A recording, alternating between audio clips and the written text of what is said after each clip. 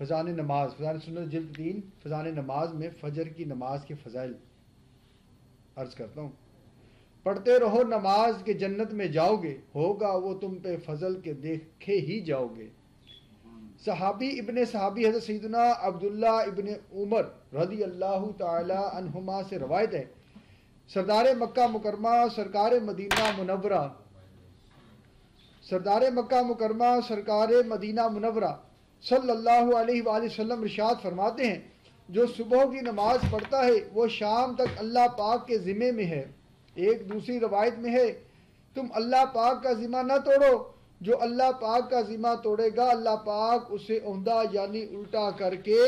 دوزخ میں ڈال دے گا. حضرت علامہ عبدالرؤف مناوی رحمۃ اللہ علیہ لکھتے ہیں،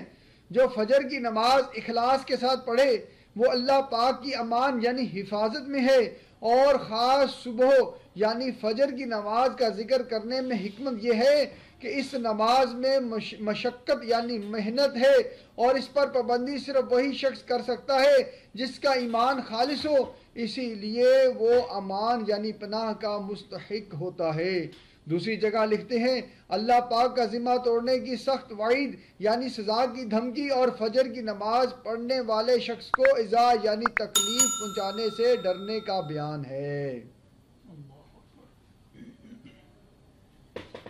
حضرت سیدنا سلمان فارسی رضی اللہ تعالیٰ عنہ سے روایت ہے، میرے آقا تاجدار مدینہ صلی اللہ علیہ وآلہ وسلم کا فرمان عبرت نشان ہے، جو صبح کی نماز کو گیا ایمان کے جھنڈے کے ساتھ گیا، اور جو صبح بازار کو گیا ابلیس یعنی شیطان کے جھنڈے کے ساتھ گیا. حضرت مفتی احمد یار خان رحمۃ اللہ علیہ اس حدیث پاک کے تحت لکھتے ہیں، یعنی انسان کے دو ٹولے یعنی دو گروپس ہی ہیں، حزب اللہ یعنی اللہ کا گروہ اور حزب الشیطان یعنی شیطان کا گروہ. ان کی شناخت یعنی پہچان یہ ہے کہ رحمانی ٹولے والے دن کی ابتدا نماز اور اللہ پاک کے ذکر سے کرتے ہیں، اور شیطانی ٹولے والے بازار و دنیاوی کاروبار سے. خیال رہے کہ دنیاوی کاروبار منع نہیں، مگر سویرے اٹھتے ہی نہ خدا کا نام نہ اس کی عبادت بلکہ ان یعنی دنیاوی کاموں میں لگ جانا یہ شیطانی کام ہے. حضرت سیدنا ابو ہریرہ رضی اللہ تعالیٰ عنہ سے روایت ہے، سرکار مدینہ منورہ مدینے کے تاجدار صلی اللہ علیہ وآلہ وسلم نے ارشاد فرمایا، جب تم میں سے کوئی سوتا ہے تو شیطان اس کی گدی یعنی گردن کے پیچھے حصے میں 3 گرہیں یعنی گانٹیں لگا دیتا ہے. ہر گرہ یعنی گانٹ پر یہ بات دل میں بٹھاتا ہے کہ ابھی رات بہت ہے، سو جا. پس اگر وہ جاگ کر اللہ کا ذکر کرے تو ایک گرہ یعنی گانٹ کھل جاتی ہے، اگر وضو کرے تو دوسری گرہ کھل جاتی ہے، اور نماز پڑھے تو تیسری گرہ بھی کھل جاتی ہے. پھر وہ خوش اور تر و تازہ ہو کر صبح کرتا ہے، ورنہ غمگین دل اور سستی کے ساتھ صبح کرتا ہے. حضرت علامہ مولانا مفتی احمد یار خان رحمۃ اللہ علیہ اس حدیث پاک کے تحت لکھتے ہیں، شیطان انسان کے بالوں میں یا دھاگے میں صبح کے وقت غفلت کی 3 گرہیں لگا دیتا ہے، اس لیے صبح کے وقت بڑے مزے کی نیند آتی ہے. حضور صلی اللہ علیہ وآلہ وسلم نے ان 3 گرہوں یعنی گانٹوں کے کھولنے کے لیے 3 عمل ارشاد فرمائے، جو بیان کردہ حدیث پاک میں موجود ہے. یعنی وضو کرے، نماز پڑھے، اور پھر وہ گرہیں 3 کھل جائیں گی. ملفوظات اعلیٰ حضرت صفحہ 352 پر ہے، فجر کی اول وقت سنتے پڑھنا اولا یعنی بہتر ہے. یعنی جب فجر کا نماز کا ٹائم شروع ہو جاتا ہے، فجر کی جماعت تو بعد میں ہوتی ہے، لیکن جو ہی فجر کا نماز کا ٹائم شروع ہو جائے اس وقت سنتیں ادا پڑھنا افضل ہے. حضرت سیدنا علامہ علی قاری رحمۃ اللہ علیہ حدیث پاک سے پھر وہ خوش اور تر و تازہ ہو کر صبح کرتا ہے کہ تحت فرماتے ہیں، کیونکہ وہ شیطان کی قید اور غفلت کی چادر شیطان کی قید اور غفلت کی چادر سے چھٹکارا پا کر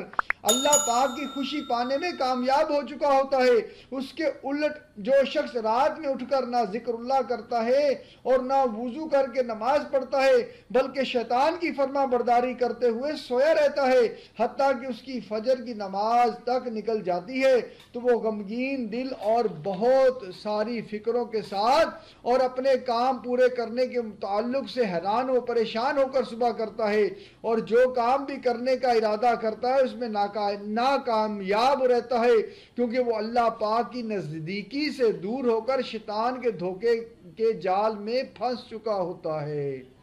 یا الہی فجر میں اٹھنے کا ہم کو شوق دے، سب نمازیں ہم جماعت سے پڑھیں وہ ذوق دے۔ حضرت سیدنا عبداللہ بن مسعود رضی اللہ تعالیٰ عنہ بیان کرتے ہیں کہ بارگاہ رسالت میں ایک شخص کے متعلق ذکر کیا گیا کہ وہ صبح تک سوتا رہا اور نماز کے لیے نہ اٹھا، تو آپ صلی اللہ علیہ وآلہ وسلم نے ارشاد فرمایا اس شخص کے کان میں شیطان نے پیشاب کر دیا ہے۔ یہ بخاری شریف میں درج ہے۔ حکیم الامت حضرت مفتی احمد یار خان رحمۃ اللہ علیہ سے حدیث پاک کے اس سے نماز کے لیے نہ اٹھا کے تحت فرماتے ہیں یعنی نماز تہجد کے لیے یا نماز فجر کے لیے نہ اٹھا، پہلے یعنی تہجد میں نہ اٹھنے والے معنی زیادہ مناسب ہے، کیونکہ صحابہ کرام علیہم الرضوان فجر ہرگز قضا نہ کرتے تھے، اور ممکن ہے یہ کسی منافق کا واقعہ ہو جو فجر میں نہ آتا تھا۔ معلوم ہوا کہ نماز فجر میں نہ جاگنا بڑی نحوست ہے، نیز کوتاہی کرنے والوں کی شکایت اصلاح کی غرض سے کرنا جائز ہے، غیبت نہیں۔ حضرت علامہ محمد بن احمد انصاری قرطبی رحمۃ اللہ علیہ فرماتے ہیں یہ بات ثابت ہے کہ شیطان کھاتا پیتا اور نکاح کرتا ہے، تو اگر وہ پیشاب بھی کر لے تو اس میں کیا رکاوٹ ہے؟ شیطان کو بھگائے گی اے بھائیو نماز، فردوس میں بسائے گی اے بھائیو نماز،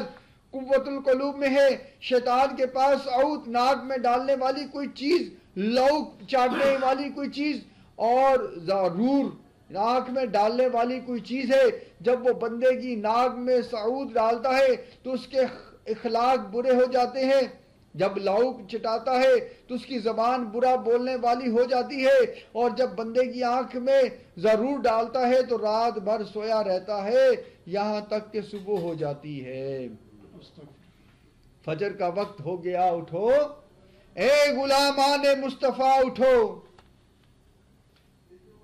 سبحان اللہ، جو لوگ نماز پڑھنا چاہتے ہیں، نماز فجر تہجد ادا کرنا چاہتے ہیں، اٹھ نہیں پاتے، ان کے لیے ایک نسخہ بھی سن لیں۔ نماز تہجد یا فجر میں اٹھنے کے لیے سوتے وقت پارہ 16 سورۃ الکہف کی آخری 4 آیتیں پڑھ لیجئے، سورۃ الکہف کی آخری 4 آیتیں پڑھ لیجئے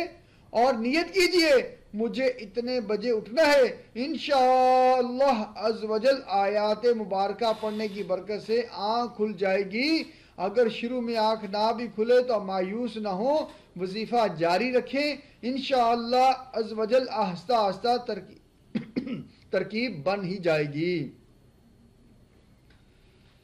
حضرت سیدنا عثمان غنی رضی اللہ تعالیٰ عنہ سے روایت ہے کہ رسول اللہ صلی اللہ تعالیٰ علیہ وآلہ وسلم نے ارشاد فرمایا جو نماز عشاء جماعت سے پڑھے گویا یعنی جیسے اس نے آدھی رات قیام کیا، اور جو فجر جماعت سے پڑھے گویا یعنی جیسے اس نے پوری رات قیام کیا۔